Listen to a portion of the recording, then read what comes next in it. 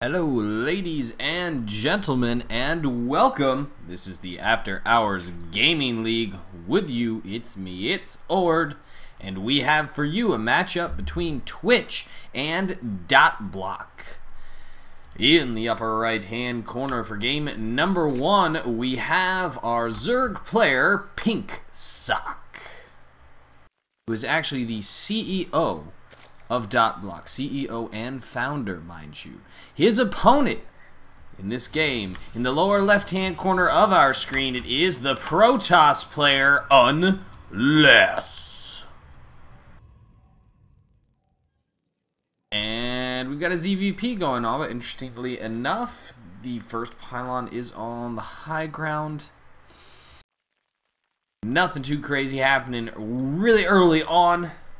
It's my pleasure to cast these games. I want to thank Day9 TV and Red Bull Gaming for organizing all of this. All I really had to do was a little bit of work on the overlays to make sure everything's pretty, and then hop in and start casting it. It was pretty awesome. All those guys over there at After Hours Gaming League doing great volunteerism, so that you guys can have StarCraft.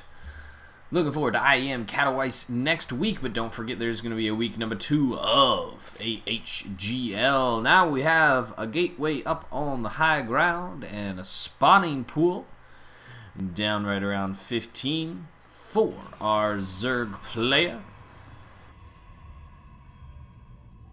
Simulator as well. So what do you guys think is going to happen?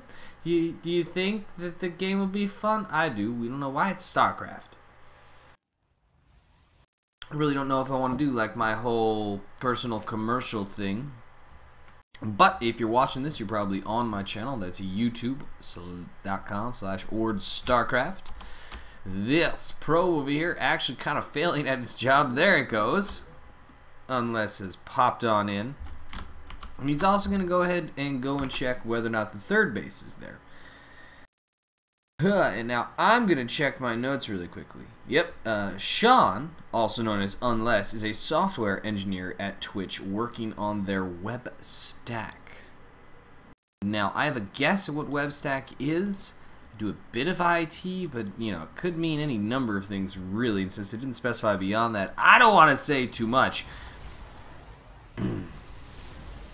Going with the Cyber Core and the instantaneous research for that warp gate. So, you know, just this little zealot walling it off, completing the wall. There goes the drone down to set up the third base a little bit early-ish, not really particularly though.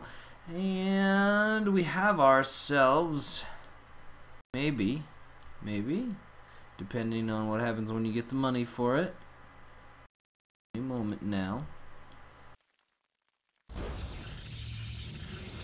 Wow, the pylon warping sound is way too loud. And this drone, is he gonna... No, he's not. He's not gonna lay down that hatchery. It's fine. Don't worry about it.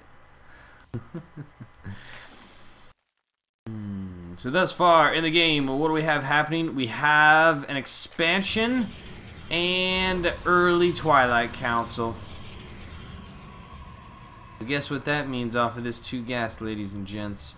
Probably going to see some one-base aggression out of our Protoss player, Unless, and poor PinkSock is going for that early third base. That may be his downfall, but hey, it also could give him enough larva to resist whatever happens to be sent at him. No gas as of yet taken, and we have another pylon warping. There it is. I was like, man, you can hear that anywhere on the map. Indeed you can. More gateways are going down. Finally, some simulators for our Zerg player. Guys, I'm itsOrD, and I appreciate you stopping in. This is game 1. This is done Pro League style, so it's gonna out of a 5 games. First 4 games are announced lineups, and then if a 5th game is necessary, that's where they can bring in their ace. For the playoffs, there's going to be an opportunity for them to bring in, or rather, for the playoffs, it's going to be best of 7. For the regular season, it's best of 5. So right now, these players probably knew they were going to play against each other. And we have a little poke coming out. Quite possibly the beginnings of the aggression. Couple of pylons down in forward positions right now. And basically only drones out. With a whopping 4 Zerglings. Although with only 4 Zerglings, is he going to get a probe? He does. That's a little bit nice for him. Wow, the in-game sounds may be a touch loud. And right before we go in for this engagement, I want to make sure that we don't deafen anyone besides myself. There we go. Stuff is about to go down. We have no warp in over at the third base, and interestingly enough, PinkSock can see that pylon is there and has not done anything about it. He's got a queen. He could put in range of it pretty easily. And some Zerglings are out. The Zergling speed is only about halfway. Let's take a look at that army supply. Charge just finished up. We have 26 to 19. That worker supply, though, 26 to 44. There's really kind of no way out of this unless a significant amount of damage is done. It's a bit of an all-in, and actually looks like Metabolic Boost is going to finish up before the attack comes. Well, no, maybe I spoke too soon. It's only got 15 more game seconds, but Charge versus Slow Lings. Zealots are going to win that exchange. I have no idea what this queen is doing right now. Poor PinkSock queen wandering through and not even attacking. Now a second one not attacking at all either. Spine Crawler all by itself. Drones get pulled. Nothing really happening here. Some roaches are finally popping out. Oh, half the drones get caught. A little bit of a sloppy force field that first time. Not okay. Now we have more roaches coming with the reinforcements, but we'd also have more zealots coming up from behind.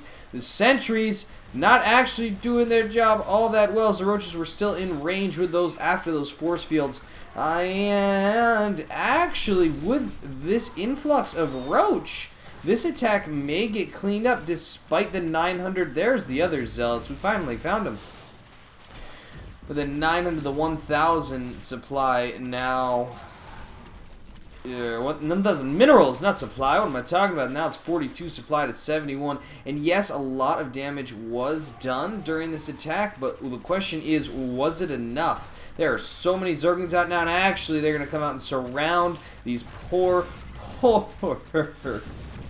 stalkers, and wow, that could not really have ended up better for PinkSock, who looked to be in a world of hurt, but somehow during all of that managed to get out of Larry. Did lose 2 queens, has no queen up top, has no queen there at the macro hatchery that he's got out, but as he's going around the map cleaning up these pylons, he's going to be able to really prep himself to go out. Yeah, and there's no expansion's been attempted yet, and you know what? Shout out to Day 9 because when behind Dark Shrine. There she is. Definitely not enough damage done with that first attack right now. And with only zealots available, can even use sentries to put down force fields. The third base being postured against and actually droning up is occurring behind this. I don't think that that's necessary at all. I did lose some drones during that engagement, but only 9. So, kind of the time to just go ahead. Everything is canceled at the bottom. That actually may have been a little bit preemptive there. There was an opportunity for Unless to keep the stuff that he had, but he decided not to. Now we have the probe at the bottom of the map laying down a forward pylon. This is a really, really tough position for Unless, because PinkSock now has complete map control. Except for just this little tiny thing right here that the roaches, there they go. The roaches see it just in time to know that something warped in and they cannot be seen. There is a lair on the map. There are overlords nearby. So these DTs are going to get some damage done before they get cleaned up. But yet there goes the Overseer morphing in. And a couple kills each for the Dark Templars. But the Queen actually not being killed. Like that the DTs are being separated. Back up home, there is another Overseer that's being warped in. And some roaches getting into position as well. So even though the whole army was brought back for some reason by PinkSock right now, and the very nice splitting by Unless, it's just not going to amount to anything in the end. And there's a DT just kind of wandering through saying, "Hey guys, what's up?" Oh, and he's gonna try to kill the queen, but it's not happening. Poor guy with his poor death sounds. And so the Nexus actually does get laid down on the low ground, and this really amounts to the fact that there's been no aggression out of our friendly Zerg player. He's just kind of poked in and went, "Oh, you don't have an expansion yet, okay." And then he went all the way back across the map to deal with a couple DTs, which really his queens and overseers that were already there could have handled. It's all good though. He's got 21 roaches in production. And so basically the 15-minute mark here, he's going to be around 150 supply. As soon as that Overlord pops, he will be anyway. And he's going to be able to push across the map and go in. And if he doesn't, then that's actually moving it back towards an advantageous position for Unless, who has the tech advantage really in the fact that he's got charge already in the game. He could start Blink at any moment. He's got the Robo on the way. But I do believe right now we're following our Zerg player as he moves across the map to go in and kill. Or maybe he doesn't. But I think probably with that many bloody roaches, it's probably going to happen. And let's control W for the slaughter. Oh, the force fields are actually a bit delayed. The Zerglings get into the mineral line, and the roaches are actually held at bay more or less, but that's okay. They still have targets to fire at. Actually, those force fields pretty cute, not allowing the Zerglings to do any damage to the Nexus, but these roaches are just too many in numbers. There's still 900 in the bank for our Zerg player with 119 versus the 60 supply, and everything is blowing up. GG comes out of Unless.